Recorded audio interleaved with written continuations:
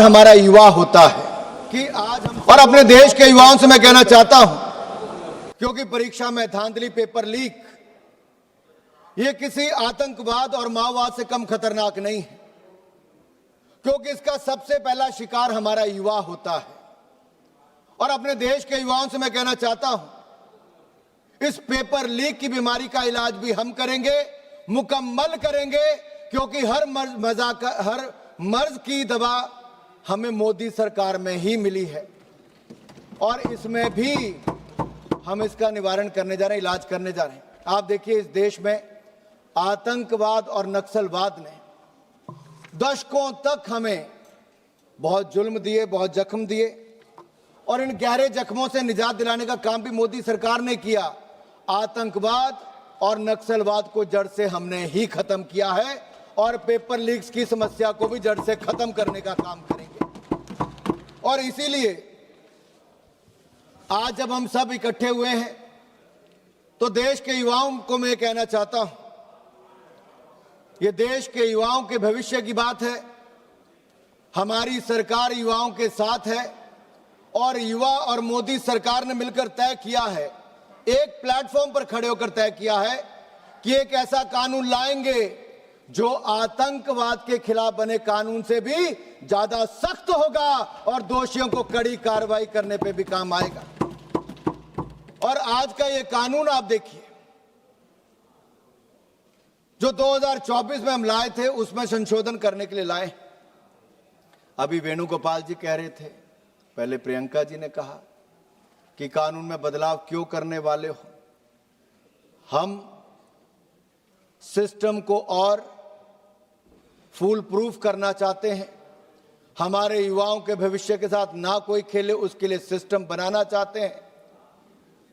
तारीख पे तारीख, डिले पर डिले ये ना हो, जान से लेकर जुडिशियल सिस्टम को समयबद्ध तरीके से काम करने के लिए हम ये नया सिस्टम बनाने जा रहे हैं। लेकिन आप तो समय पर चर्चा करने के लिए तैयार नहीं थे, हाउस चलने नहीं दे रहे थे।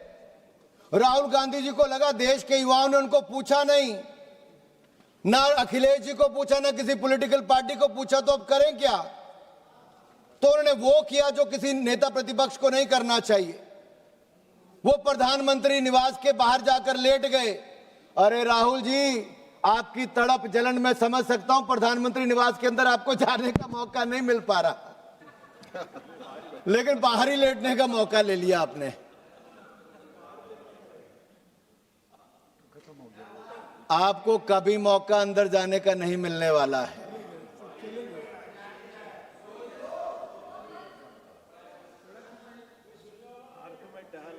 और हालत देखिए साहब क्या थी, हर तरह के प्रयास करके देख लिए, युवा उनकी बात सुनने के लिए तैयार नहीं था। लेकिन युवा ये जानता है कि जब 3 मई को नीट एग्जाम हुआ और उसके 3-4 दिन के अंदर एक खबर आ गई कि कुछ लीक जैसी हुई, तो हमारी सरकार ने 12 मई को उसको निरस्त कर दिया और मात्र 3 दिन के अंदर 15 मई को नया यानी कि री एग्जामिनेशन करने का निर्णय लिया, ताकि युवाओं का 1 साल बर्बाद ना हो। यह हमारी सरकार ने निर्णय लिया। यही नहीं, हमने चंद दिनों के अंदर देश भर में 5440 से ज्यादा सेंटर्स में नीट एग्जामिनेशन को कराया। दुनिया भर के देशों में 14 सेंटर्स पे करवाया, 13 भाषाओं में करवाया और 21 जून को इसको करवा भी दिया। और मात्र 45 दिनों के अंदर सारा प्रोसेस पूरा करके रिजल्ट भी निकाल दिया। ये युवाओं के प्रति हमारी प्रतिबद्धता थी। हम इनकी तरह दिखावा नहीं करते। मोदी जी ने युवाओं के हित में हर कदम उठाया, आगे भी उठाएंगे। हमारे खिलाड़ी अगर देश के लिए खेलने के लिए किसी देश में, दूसरे देश में जा रहे हो, तो देश के प्रधानमंत्री उनसे संवाद भी करते हैं, आने के बाद उनका अभिनंदन स्वागत भी करते हैं। आज से पहले किसी प्रधानमंत्री ने नहीं किया। इनके समय 800 करोड़ रुपए का मात्र बजट था खेलों के लिए, हमारे समय 4000 करोड़ का बजट हो गया। इनके समय मात्र 65,000 करोड़ का शिक्षा का बजट था, आज उससे दुगने से ज्यादा 1,40,000 करोड़ का बजट हमने करके दिया। प्रियंका जी, आपके उत्तर दूंगा मैं इसके बाद। किस तरह से कितनी भोली सी शक्ल बना के गुमराह करती, मंद मंद मुस्कुराती हैं, स्पीकर साहब को भी मुस्कुराने के लिए बोलती हैं, गंभीर विषय पर भी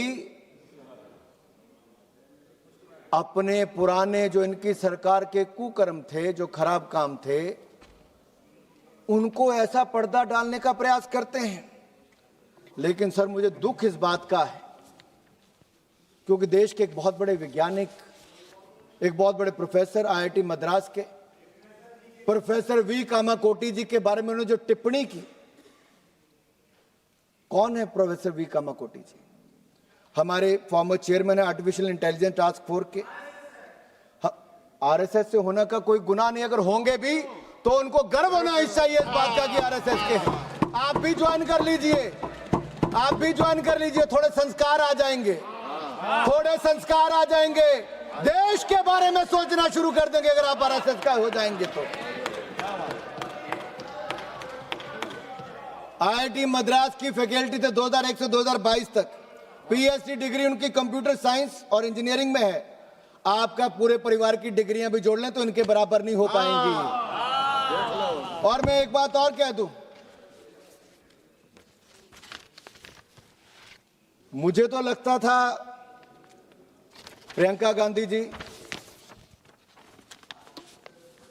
कुछ अच्छा कहेंगी। उन्होंने कहा ये गौमूत्र के विशेषज्ञ हैं।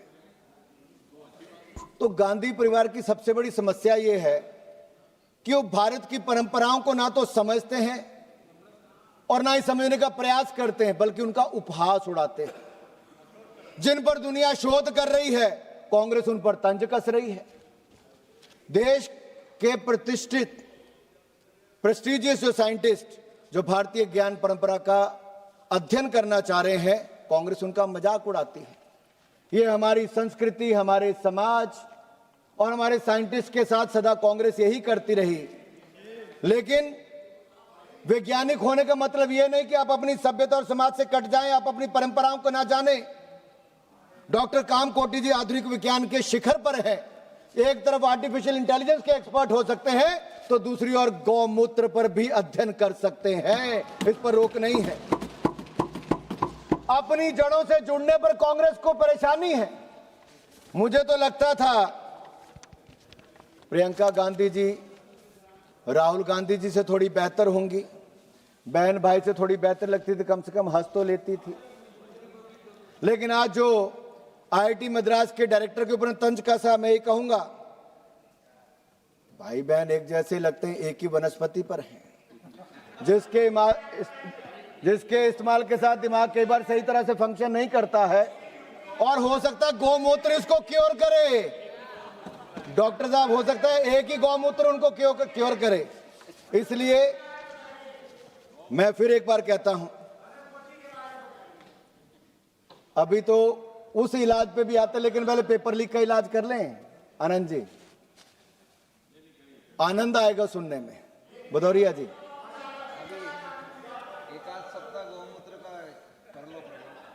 सर मैं इतना ही कहूंगा, ये कहीं रोक नहीं है कि आप कोई बिल लाया हो तो उस पर उसके अमेंडमेंट नहीं ला सकते। ये मोदी सरकार की सोच को बताता है कि जिस तरह की रिफॉर्म्स की आवश्यकता है, हमारी सरकार वो रिफॉर्म्स करेगी जो युवाओं के हित में होगी। और यही नहीं, मैं ये भी कहना चाहता हूं, और आप सारे कागज पेन निकाल कर लिख लीजिए, ये जो हम नया बिल लेकर आए हैं, ये बिल, ये कानून एक नजीर होगा। This will set an example sir. और इसकी मैं पूरा उल्लेख बाद में करने वाला हूं, क्या क्या इसके लाभ होने वाले हैं। लेकिन हमने अब तक क्या क्या किया? एक तो जल्द री एग्जामिनेशन करवाया। प्रियंका जी कह रही थी फेस रिकॉग्निशन। अरे फेस रिकॉग्निशन छोड़िए, हमारी सरकार ने 13 के 13 लोग जो पेपर लीक में शामिल थे उनकी गिरफ्तारी करवा दी, जेल में सड़ रहे हैं और उनके खिलाफ फास्ट ट्रैक कोर्ट्स में आज कार्रवाई हो रही है। यही नहीं, नया बिल लेकर हम आगे हैं और हमने हाई पावर टास्क फोर्स भी बना दी नंदन नीलकनी जी की अध्यक्षता में, जो एग्जाम रिफॉर्म्स करेगी और देश के युवाओं को बेहतर भविष्य बनाने का काम करेगी। मैं इतना ही कहूंगा, जहां तक कांग्रेस ने भी और प्रदर्शन करने वालों में से भी एक दो लोगों ने बात कही कि प्रदर्शन में कुछ गुंडे आ गए थे। इन्होंने कहा फेस रिकॉग्निशन करनी चाहिए। मैं गृह मंत्री जी से आग्रह करता हूं, जो ऐसे लोग जो गुंडे थे, असामाजिक तत्व थे, जो उस आंदोलन को खराब करना चाहते थे, और जो संसद की इस चर्चा में मैं बड़े साफ कह रहा हूं, जो असामाजिक तत्व और गुंडे थे, उनके ऊपर कानून के रूप में कड़ी कार्रवाई होनी ही चाहिए।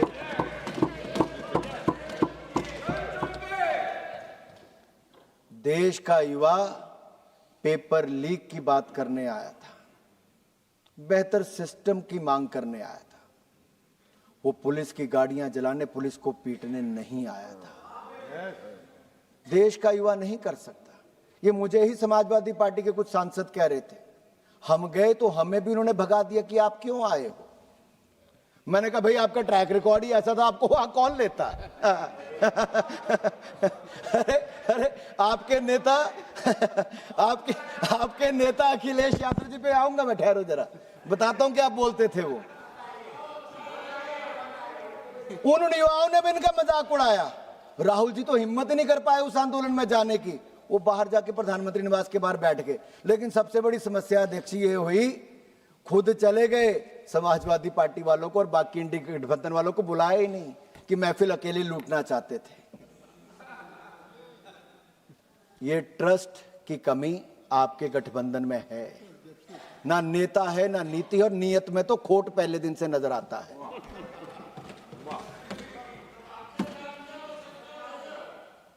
लेकिन मैं आपको विश्वास दिलाता हूं, आप जो कह रहे हैं, जो लोग पेपर लीक के अंदर कसूरवार थे, माफिया हैं, उनको मिट्टी में मिलाने का काम नरेंद्र मोदी की सरकार करेगी। देश के युवाओं को आश्वस्त कराना चाहता हूं। और मैं इसलिए कहता हूं, सर ट्रैक रिकॉर्ड बताता है कि क्या है। देश में पहला एंटी चीटिंग लॉ कौन लेकर आया? हमारी सरकार लेकर आई। देश में 2024 में नरेंद्र मोदी जी की सरकार लाई। आज उसमें संशोधन करने की भी ताकत किसी ने रखी तो नरेंद्र मोदी की सरकार ही कर रही है। राज्यों में भी कल्याण सिंह जी की सरकार थी, राजनाथ सिंह जी हमारे शिक्षा मंत्री थे। उस समय हमने उत्तर प्रदेश में बेहतर शिक्षा लाने के लिए राजनाथ जी ने शानदार काम किया, एंटी चीटिंग लॉ वहां पर हम लाए। लेकिन अखिलेश यादव जी और मुलायम सिंह से जब मैं पूछना चाहता हूं, जब उस समय मुलायम जी थे, क्या भाषण देते थे?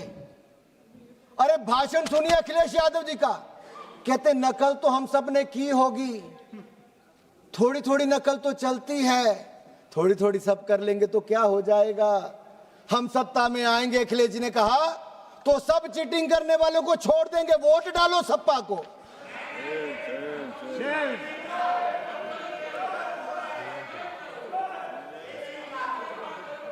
सर ये कुछ कहना चाह रहे हैं, सर इनको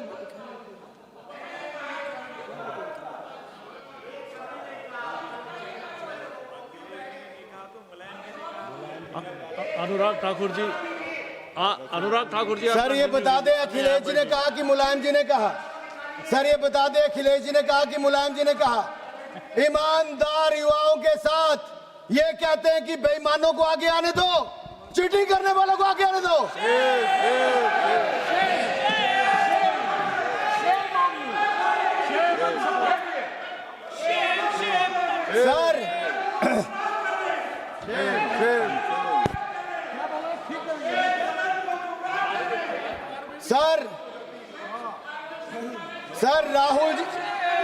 सर राहुल जी और अखिलेश जी के बारे में मैं इतना ही कहना चाहूंगा, खुद मियां फजीहत, दूसरों को नसीहत। और यही नहीं, जिन्होंने 50-60 साल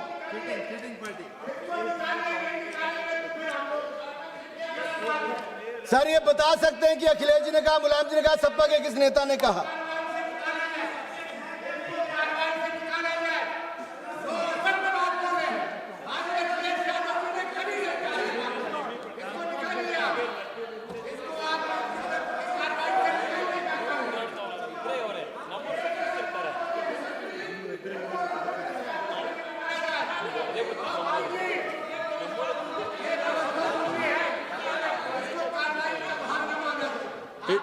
नहीं, इस बात पे हम एग्जामिन करेंगे। नहीं, हम इस बात पे हम एग्जामिन करेंगे, रिकॉर्ड देखेंगे, उसके बाद में निर्णय लेंगे। स्पीकर साहब के पास जाएंगे। नहीं, जो हमको कहना है हमने कह दिया है। आप बैठिएगा प्लीज, आप बैठिएगा। अब बोलिएगा अनुराग ठाकुर जी।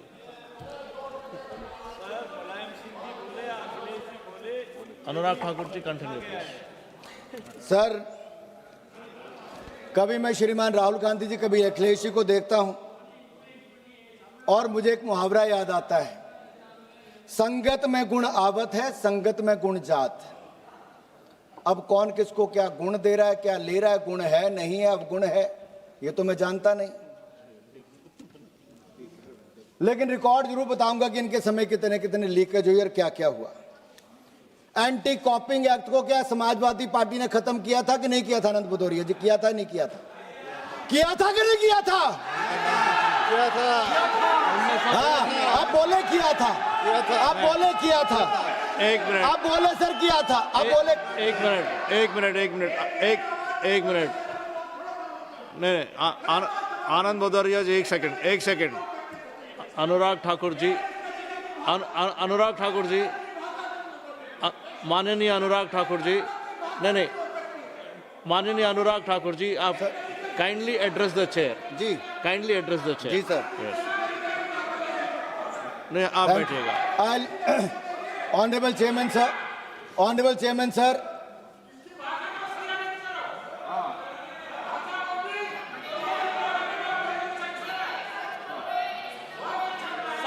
सर, सच थोड़ा कड़वा होता, थोड़ा ज्यादा जोर से लगा समाजवादी पार्टी को, लेकिन मैं इतना जरूर कहूंगा, 2012 में UP police recruitment exam paper leak किसने किया? इनकी सरकार में, सपा में। 2014 CPMT एग्जाम पेपर लीक किसकी सरकार में हुआ? सपा में। 2015 UP civil services exam paper leak किसकी सरकार में हुआ? सपा में। 2015 UP TU BTech exam paper leak किसकी सरकार में हुआ? सपा में। 2016 Uttar Pradesh SSC CPO exam paper leak किसमें हुआ? सपा में। 2016 government polytechnic exam paper leak किसमें हुआ? सपा में। सर, हर लीक के पीछे सपाई माइंड था, हर लीक के पीछे सपाई माइंड था। यूपी को नकल प्रदेश और पेपर लीक प्रदेश इनकी सरकार ने बना दिया था, समाजवादी पार्टी ने। सर, यही नहीं, उत्तर प्रदेश लोक सेवा आयोग के अध्यक्ष किसको बनाया गया? डॉक्टर अनिल यादव। क्या हो गया सर? आनंद भदौरिया जी पूछ रहे क्या हो गया? क्या बताते सर, अब देश को बताना पड़ेगा क्या हो गया। सर, ये हो गया कि उस आयोग में, लोक सेवा आयोग में भर्ती के लिए कम, विवादों के लिए ज्यादा जाना गया, ये हो गया। खराब आंसर्स को आपने ठीक मान लिया, ये हो गया। जो लायक नहीं थे आपने उनको लायक बना दिया, ये हो गया। और लोक सेवा चयन आयोग वो यादव आयोग बना दिया गया, यादव आयोग बना दिया गया। ये गेट के बाहर लग गया सर, यादव आयोग हो गया सर। सर, अब तो SDM और बाकी सब जो ऐसे चुने गए। सर, ये क्या तरीका सर? सर, मैं ऑथेंटिकेट करता हूँ। बोलने, नहीं, उनको बोलने दो सर। देखिए, एक मिनट रुकिए। यस सर, सवाल ये है, इन्होंने प्रतिभाशाली युवाओं की चिंता नहीं की, जाति विशेष को होने के ऊपर उनके ऊपर एक ऐसा धब्बा लगा। सर, आज ये युवाओं की बात करते हैं, वह जाति के ऊपर बांटने का काम करते हैं। ये ईमानदार होनहार छात्रों के साथ न्याय नहीं करते रहे, उनका हक छीनने का काम अखिलेश यादव और उनकी सरकार ने किया। सर, सत्ता का दुरुपयोग किया गया और सर कोर्ट ने उस चेयरमैन डॉक्टर अनिल यादव को हटाया कि नहीं हटाया? समाजवादी पार्टी इसका जवाब दे सर। हटाया गया सर उनको? आज युवाओं के हित की बात करते तब युवाओं के हित कहाँ थे तब युवाओं के हित? सर, क्या ये वापस आने की बात करेंगे तो फिर नकल करवाएंगे, फिर पेपर लीक करवाएंगे, फिर लोक आयोग को एक जाति का आयोग बना कर देंगे? सर, ऐसा कैसे चलेगा सर? सर ये तरीका गलत। देखिए सर, ये- एक सेकेंड, मैं जो बोल रहा हूँ आप सुनिए, मैं जो बोल रहा हूँ आप सुनिए। आप वापस जाइए, मैं आपको बता रहा हूँ। नहीं आप जाइए, मैं बता रहा हूँ, आपकी बात बता रहा हूँ, मैं आपकी बात बता रहा हूँ। वापस जाइए, आप वापस जाइए, मैं बोल रहा हूँ। मैं आप चलिए, अपनी सीट पे चलिए, मैं बोल रहा हूँ। अदरवाइज मैं आपको आंसर नहीं दे पाऊंगा। अब अपनी जगह पे चाहिए, अपने जगह पे जाइए। एक सेकेंड, एक सेकेंड।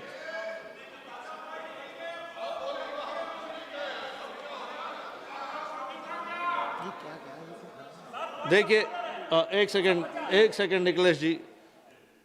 नहीं जो उन्होंने कोट किया है उसका ऑथेंटिफिकेशन पूछेंगे या रिकॉर्ड देखेंगे, उसके ऊपर कार्रवाई होगी। आप बैठिएगा प्लीज, आप बताइए। नहीं जो नो मेरा रूलिंग हो गया है, मेरा रूलिंग हो गया है, मेरा नहीं, आप जो ऑब्जेक्शन रेज किए हैं उसका रूलिंग हो गया। आप बैठिएगा प्लीज, बैठिएगा, आप बैठिएगा। निखिलेश 300 बताइए कहता है सर कि नहीं, उनको बता दो, स्पीकर पॉइंट ऑफ ने ऑर्डर जिस बताओ। वक्ता को बोलने की इजाजत दी है वही वक्ता बोलेगा, कोई दूसरा उसको डिस्टर्ब नहीं कर सकता है। कोई यदि दूसरा डिस्टर्ब करेगा तो यह हाउस के नियम के खिलाफ, ये हाउस का नियम जो है सबों ने बनाया है सर, और समाजवादी पार्टी उसको तोड़ रही है सर। वो केवल ऑथेंटिकेट करने के लिए कह सकती है, and he is ready to authenticate. नहीं बोलिए अनुराग जी। आनंद भदौड़िया जी, देखिए आनंद भदौड़िया जी, मैं आपको मौका दे रहा हूँ, मैंने ऑलरेडी मैंने रूलिंग दे चुका हूँ कि वो ऑथेंटिफिकेट करेंगे। ऑथेंटिफिकेट करने के बाद यानी तो हम रिकॉर्ड वेरीफाई करेंगे। अगर आप पॉइंट ऑफ ऑर्डर रेस करना चाहते हैं तो आप पॉइंट ऑफ ऑर्डर रेस कर सकते हैं। पॉइंट ऑफ ऑर्डर है क्या? आप पॉइंट ऑफ ऑर्डर रेस कर रहे क्या? रूल नंबर नहीं होगा सर, नहीं है ना, नहीं है तो मैंने जवाब दे दिया।